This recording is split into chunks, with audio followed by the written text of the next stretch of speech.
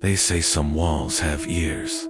But what if they also have mouths? In Japan, tucked away in quiet, forgotten corners of bustling cities, there are buildings known by a chilling name, Sasayaki. Mention the whispering apartments, you won't find them listed in any tourist guide. Locals rarely speak of them. These aren't places of specters or violent histories. Their terror is far more intimate, far more insidious. It begins subtly, a faint murmur, easily dismissed as the wind or the neighbor's television. You're lying in bed, the cities hum a distant lullaby when you hear it. A whisper, just on the edge of hearing. It's not in your room, but it's not exactly next door, either. It seems to bleed from the very structure of the building, from the stained wallpaper, the aging plaster, the deep shadows that pool in the corners. At first, the words are indistinct, a meaningless soup of sound. But as the nights wear on, they start to take shape. You begin to recognize them. They are thoughts. Not just any thoughts.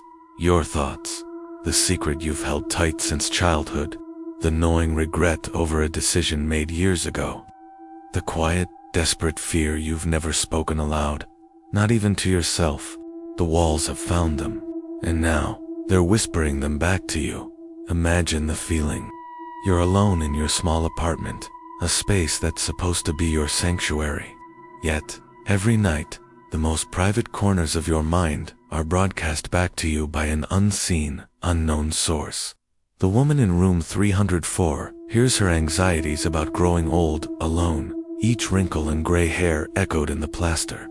The young man in 201 hears his professional failures replayed on a loop. The disappointment of his parents a constant, sibilant hiss. You try to fight it. You play music. You turn on the fan. You stuff pillows over your ears. But it doesn't matter. The whispers aren't just an external sound. They feel as if they're resonating inside your own skull. Paranoia becomes your constant companion. During the day, you eye your neighbors in the hallway. Do they hear it too? Can they hear your secrets, just as you've started to hear theirs? You start catching fragments of their lives in the nightly murmurs. A confession of infidelity from across the hall. A cry of loneliness from the floor below. The building is a hive of shared consciousness. Every private sorrow, every dark desire, stripped bare and woven into the air itself. You become a prisoner, not of walls, but of your own mind, and the minds of everyone around you. The loss of self is gradual, but absolute. The line between your thoughts and the building's whispers begins to blur. Did you just think about that embarrassing moment from high school? Or did the wall just remind you of it? Are the feelings of despair seeping into you your own? Or are they bleeding through from room 402? Your identity starts to fray at the edges, dissolving into the collective psychic noise of the apartment. Sleep offers no escape. In fact, it's where the next, more terrifying stage begins. Your partner might notice at first. You're talking in your sleep. But you're not just muttering nonsense. Your lips move, forming silent words, your eyes half open and unfocused. You are whispering back. You've begun a dialogue with the building. Without realizing it, you've started to feed the phenomenon, adding your own voice, your own secrets, to the ceaseless, spectral chorus. You are becoming part of the walls. You are becoming one of the whispers. No one ever sees a ghost. There are no sudden jump scares, no monstrous figures emerging from the shadows. The horror of the Sasayaki mansion is in the slow, creeping erasure of the individual. It's the ultimate violation, the theft of your inner world. Tenants stop talking to each other. The shared glances in the hallway, once filled with suspicion, become vacant.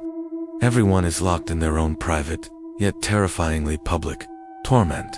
The air grows thick with unspoken histories, with a collective, suffocating dread.